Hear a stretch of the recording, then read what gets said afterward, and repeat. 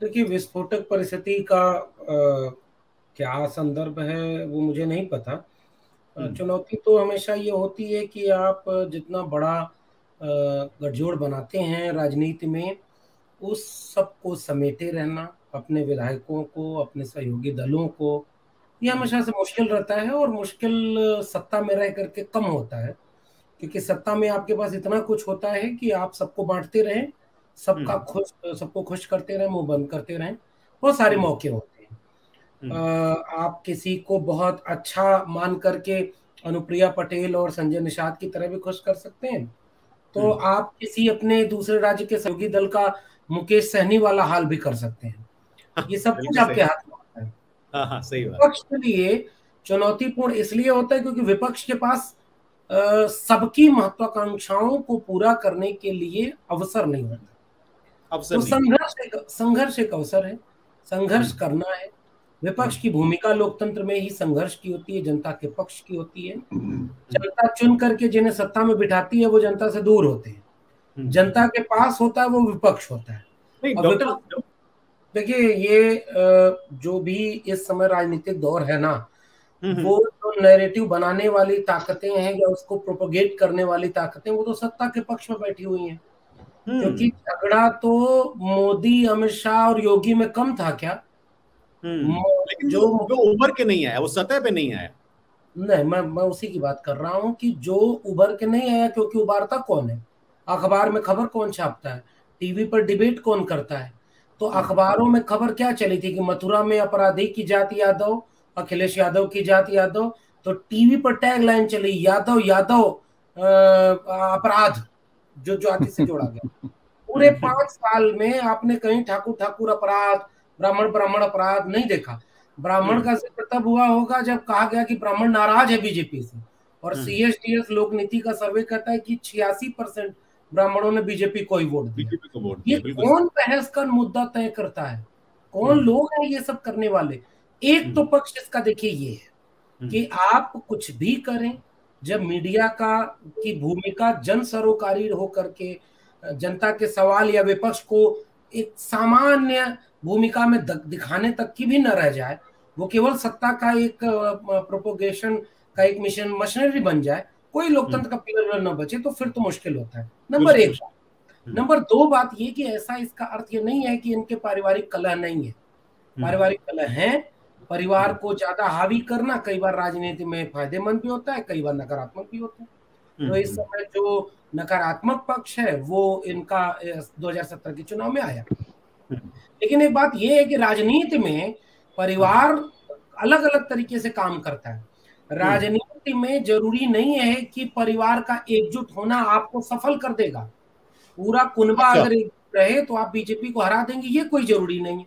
शिवपाल हम्म। यादव जमीनी नेता के तौर पर रहे हैं, उनकी बूथ पर पकड़ रही है, उनकी दखल है। मेरा मेरा कहना ये है कि एक बड़ा व्यक्ति होगा तो बड़ी राजनीतिक दूरदृष्टता का होगा, तो सबको जोड़ने की कोशिश करेगा। न तो एक भी सहयोगी दल छिटके, न उनके कुनबे के लोग छिटके। ये आपकी राजनीतिक इम्तिहान है। लेकिन हाँ, ये भी उदाहरण है कि अन्ना आंदोलन से पैदा हुई एक पार्टी जो पॉलिटिक्स में डिफरेंस लेकर के आई थी, उसने सारे डेमोक्रेटिक सेटअप को खत्म किया। दिल्ली में एक चेहरे पर चुनाव लड़ते जा रहे हैं, चुनाव जीतते जा रहे हैं। एक चेहरा ही संयोजक है, एक ही चेहरा मुख्यमंत्री है। सारा संविधान किनारे, जिन मुद्दों पर चुनाव लड़ा था वो किनारे। फिर भी सफल है आप, तो आपके ऊपर कोई आरोप नहीं लगेगा। कोई आप अगर आरोप नहीं। विफल है, तो आपकी हर चीज पे सवाल उठेगा। विपक्ष की जिम्मेदारी अगर अच्छे से निभानी है तो सबको जोड़िए। लेकिन चाचा जोड़िए। को भी समझना चाहिए कि क्या इस समय की मांग है। अपनी मांग, महत्वाकांक्षा पूरी तब होगी जब सपा के पास कुछ बचेगा, तो आप उससे बार्गेन करेंगे। तो ये बहुत सारे पहलू है इस पूरे बहस के, जिसको ये आधार पर हमें देखना। नहीं, देखिए, एक बात तो ये कि महत्वाकांक्षा केवल शिवपाल यादव की नहीं, और महत्वाकांक्षा बुरी चीज भी नहीं होती।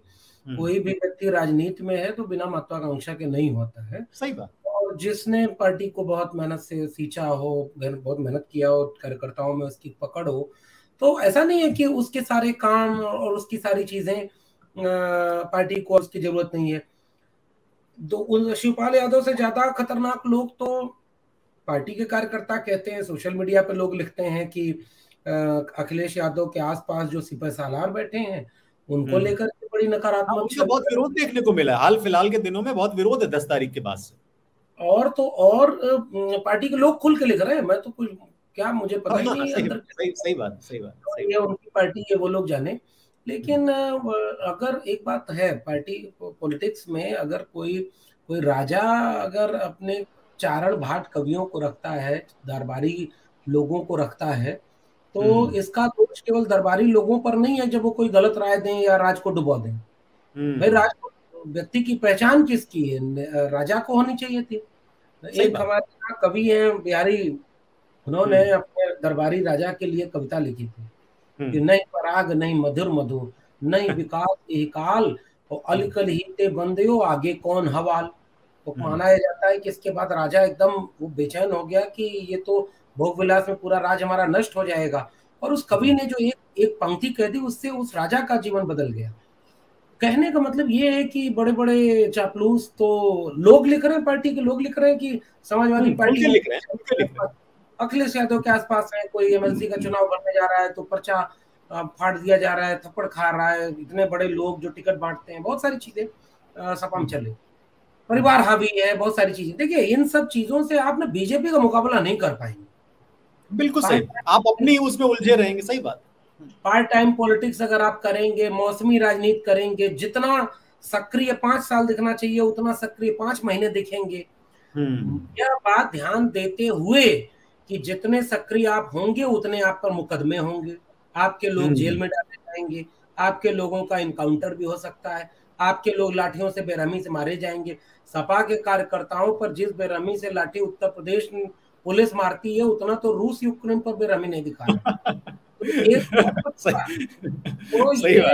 ये बिल्कुल सच है। जिनसे आपकी लड़ाई है वो तो जिस बेरहमी से राजनीति करेंगे तो दिख भी रहा है ना। ये है कि जिनसे आपका संघर्ष होता है ना, रूस और यूक्रेन तो मौसमी तौर पर एक तंज है। जो शिवपाल सिंह यादव हैं, अखिलेश यादव हैं, या पूरी समाजवादी पार्टी, एक मौका मिला है कि आप अपनी विचारधारा पर वापस लौट करके संघर्ष करिए। दूसरा ये कि जितने भी कलह हैं, नेता का मतलब ये होता है कि या तो कलह को सॉर्ट आउट कर ले, या नाराज लोगों को अपने मिला ले, और या तो उनको तुरंत किनारे कर दे। तुरंत किनारे कर। राजनीति में ये नहीं चलता कि आप फ्लॉप नहीं चलता है, बहुत दिन तक खींचते रहे। परिवार होने के नाते ये दिक्कत आ रही है। वो चचा है, एक चचा का बाद दूसरे चचा शिकायत करते हैं, तीसरा कोई और है, बहुत सारी चीजें, ये दिक्कत आ रही है।